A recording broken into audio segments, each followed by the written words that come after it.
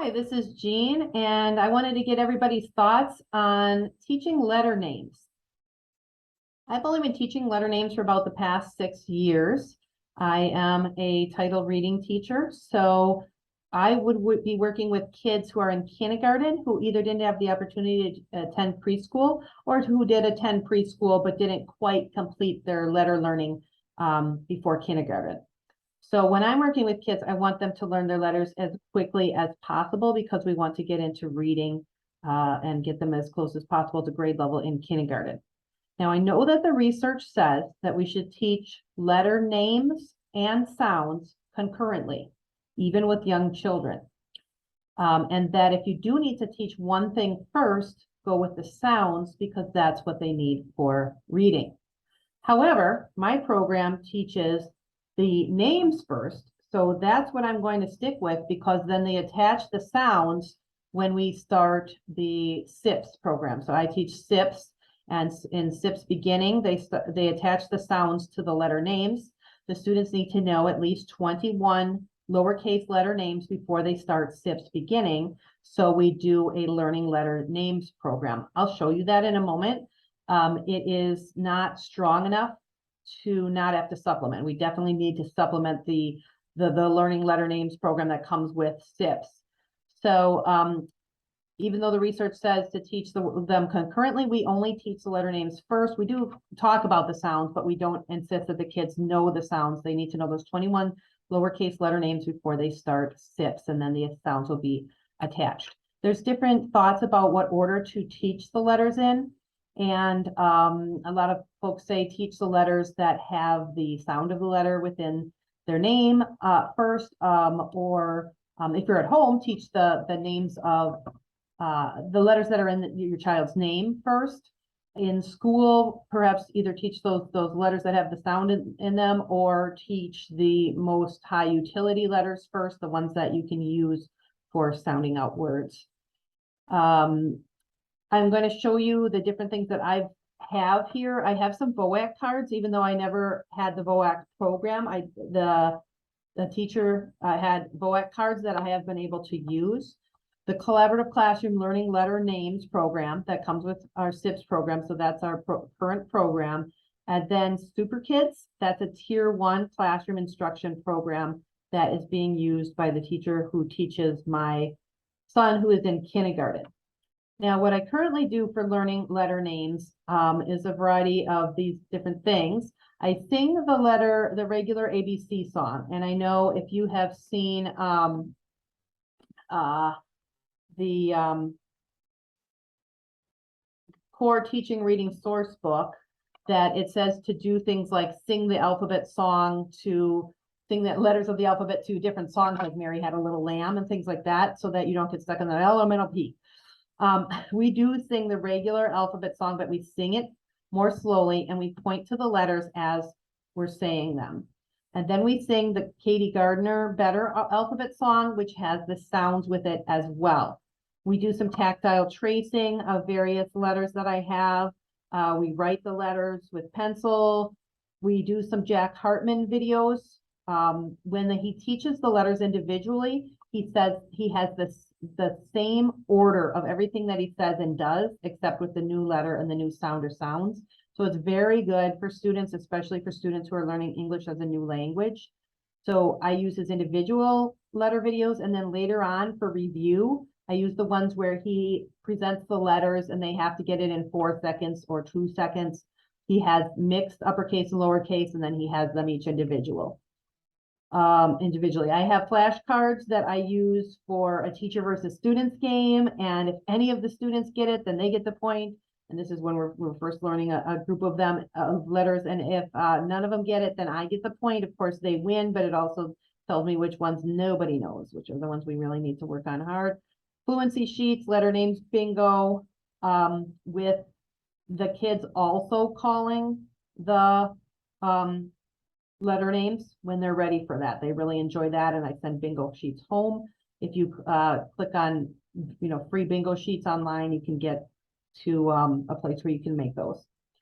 And then a letters lineup. So if they're reviewing all their lowercase letters, I might line up all of those, or, you know, hand them out in random order and have them make the alphabet as fast as they can. And I time them, and they're always excited no matter what their time is at that age. And then we'll read them either pointing out different letters or read them backwards. If they're just learning a few letters, then we would line up those 3 letters, maybe different forms of them over and over again, so that they can touch them and say the letters as they're learning those few letters. So I would like to know what you have seen that has worked well. What have you done with young kids to help them learn their letters quickly? I'm going to stop the share for that paper, and I'm going to share for the first time I've done this. I'm going to share the document camera. Try to put these things under the document camera. So when I'm talking about tactile letters, here's the letter that can be popped out. So you can trace this, but you can also trace the inside it. Well, I can't, my finger's too big, but the little kids can. And then I have several of these, so I can have everybody do one at the same time, or letters like this, and we can just say 3 times S, S, S, and then hand the S's around, and then everybody gets every one of the S's or something like that. Or later on, we can hold up, if we have 3 different letters, I have S, I have N, I have G, and then switch them. I have S, I have N, I have G, just over and over again. Lots of repetition. Here's another one that's a lowercase, that's like kind of like sandpaper feel to it. Those I would line up in order and have them say the letters. And then this is where I would do the teacher versus students, and whatever, if anybody got it, then they would get the point, and if nobody gets it, then I get the point. And my learning letter names curriculum comes with these letters, and also letter cards that have uppercase and lowercase, and then just uppercase and just lowercase. Here's a fluency sheet. So this one is one that was just work done by my kids who are in kindergarten, learning those last few lowercase letters that were really giving them trouble. There's lots of repetition there. And then here's a bingo card for some of my students who are learning some uppercase letters. In the learning letter names curriculum, they have them, if the kids are having a hard time, they teach the uppercase and lowercase together. And if the kids are having a hard time on that, by the way, the research, there's not a lot of research on that. Some folks say teach the uppercase first because they're easier to differentiate. Others say teach the lowercase first because that's what they're mainly going to see in print. The learning letters names teaches it concurrently, teaches uppercase, teaches them concurrently, uppercase and lowercase. But then they say if they are having a hard time with that, go back and teach these uppercase letters and then teach these uppercase letters. So that's where we are, finishing up some of their final uppercase letters. So we do bingo board, and then when they get confident enough, then they can call bingo. And I also send that stuff home so they can play bingo at home. This is the sheet that we use when we're saying our letter names, when we're singing our letter names. We'll talk through it. We could say the letter song. You could say it. So Mary's Had a Little Lamb. I don't do that, but you could do that. And then the Katie Garner song, A says but it can also say a, and so on, singing it. And then when we get to the end, I always do the same things every day. So when you saw that big mess of things that I would do, I choose something and then I keep the same routine. So then she sings, and now we know our letter sounds, and now our song is done. So we sing, and now we know our letter sounds, and now it's time to whatever our thing is in our routine. So we just kind of keep our same routine, so we know what to expect, and we can focus on learning our letters. This is a VOAC card, a mnemonic card here, and I really have liked these in the past. Unfortunately, I don't have the whole curriculum that goes with this, but this has been good for me for students who are learning English as a new language, because you say the sound a lot of times, connecting the sound to the letter here. So for the short O, it's Ollie octopus on an octagon. the Collaborative Classroom Learning Letter Names. This is what they have. They have these cards with the letter and then a mnemonic like vacuum, but this would be just for the letter V. They don't have to know the sound. So, for example, in lesson 7, here's my teacher book. I am presenting to them the letters L and C, uppercase and lowercase. Now you can see there's a caterpillar and a circle on C, but I'm not concerned about the sounds. I can introduce them to the sounds, but I'm not asking for mastery on the sounds, just on the letter names. So I'm supposed to gather the students, tell the students that the first letter they will learn today is L, right? L, uppercase and lowercase on the board, and introduce the capital and lowercase letters. Use the same procedure to introduce the letter C. Tell the students that they will now practice finding the letters L and C in a sentence. Direct the students' attention to the sentence on the board and read the sentence aloud, pointing to each word as you read it. So the sentence I've written on the board ahead of time is, "Cool Luke counted lucky coins." Then have several volunteers come to the board and circle the letters L and C. Use the letter review card deck to review all the letters you have taught using the procedure learned in lesson 3. And remind the students that learning letters will help them learn to read and tell them that they will learn more letters in the next lesson. So that's the entire lesson. So my students need a lot more practice than just showing them the letter and then having them circle it in a sentence. So that's why we need to supplement the learning letter names curriculum. This is the order that the letters are introduced in the learning letters name curriculum, which is what we have, which is produced by Center for the Collaborative Classroom. My son, who is in kindergarten, is learning through something called Super Kids. And I did not realize that this program had been around for decades and decades, and that there are adults who learned through this. I only heard about it recently. Each week he comes home with a book of the super kid that he met that week. And there are activities in each book for us to do. My son already knew how to read a bit before he went to kindergarten. He already knew his letter names and sounds, but he is still really enjoying this program. So the first week they meet Cass, and Cass likes to cook in the kitchen.